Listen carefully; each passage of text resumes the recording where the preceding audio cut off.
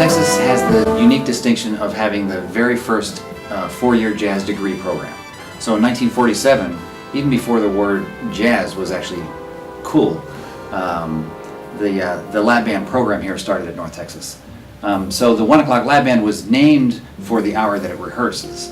And since 1967, the 1 o'clock lab band has recorded an annual CD as well. The 1 o'clock jazz band here at UNT is far from average when it comes to the music world. Well, for the history of jazz itself, not only in the collegiate world, but the 1 o'clock lab band stands for and continues to be one of the preeminent jazz ensembles at any level.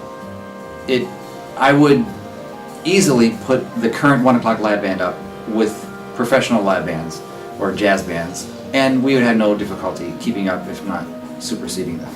And with 7 Grammy nominations over the years, the possibilities are endless. It's a bit of our past, but it's a bit of our present, and hopefully a bit of our future as well. The bulk of what we do is we can cultivate not only the artist, but the working musician as well. It may seem there is pressure for the 1 o'clock lab band, but the environment says otherwise. Knowing that I could study with people that I felt comfortable making mistakes in front of was a huge part. UNT and Denton is really a diamond in the rough. Like, you wouldn't think that, in the middle of Texas, you would find a school with like a world-renowned music program and jazz program, but it's here, and the faculty's incredible, the curriculum's incredible, and you really cannot find that with other schools.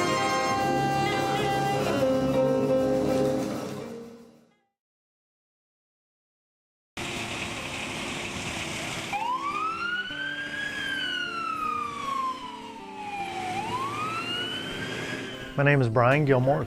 My position is a fire investigator and canine handler. The dogs come through ATF, Alcohol, Tobacco, and Firearms and Explosives. We started with Baltic in 2010 and then Sherlock in 2016. ATF gets the dogs.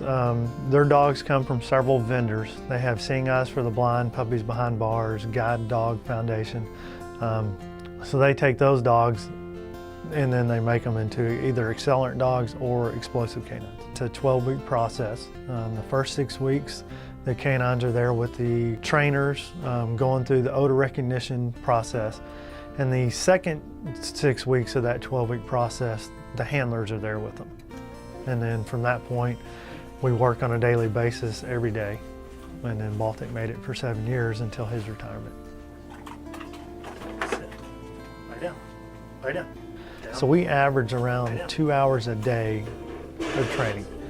And we split that training up a little bit in the mornings, some around lunchtime, some in the afternoons, or sometimes we just do all of our training at one time. Put your toy in your mouth. Get your toy. Both dogs do mesh very well. They love playing together. Both will chase a ball 24 hours a day if you throw it to them. But playing together, they love playing tug of war. So they get along, there's no fighting, no dominance. And then when they're done playing, they go separate beds and lay down.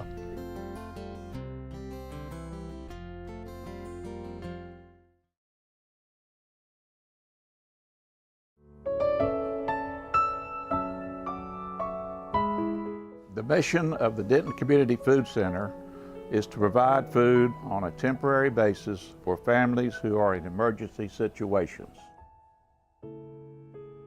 Denton Community Food Center can be found at 109 West Sycamore Street. Donate food today to help feed a family tomorrow.